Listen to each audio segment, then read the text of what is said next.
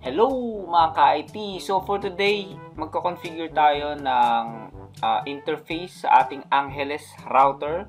Pero instead of static IP address, magko-configure tayo or i-enable natin ng DHCP dito sa interface na to. So makikita nyo mga ka-IT dito sa topology natin, meron tayong Globe Internet. Okay, then sa Globe Internet may nakakonect tayong router which is yung Angeles router natin. So ngayon, ang mangyayari nito mga ka-IT is kailangan natin magkaroon ng IP address dito sa G001 natin. Pero let's assume na si Globe Internet is magbibigay ng DHCP IP address. Ibig sabihin ka-IT ng DHCP is automatic. Okay, automatic babatuhan tayo ng IP address ni Globe Internet. So papaano 'yon?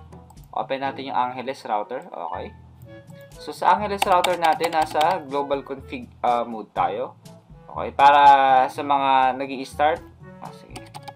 Balik muna ulit tayo, exit natin. Okay. From user exec mode, pupunta tayo sa privilege exec mode, which is enable. Tapos, pupunta tayo sa global config mode, which is yung config.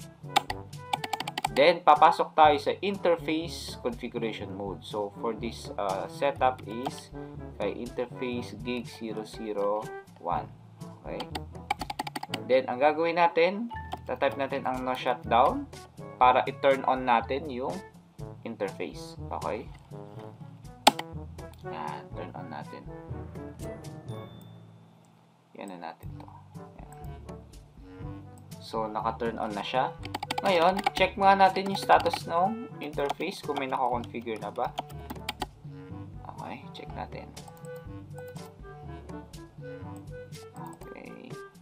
So, naka-up, pero wala pang IP address. Ngayon, para ma-enable natin to, tatype natin IP address DHCP. Enter. Ngayon, i-check natin. Ayun.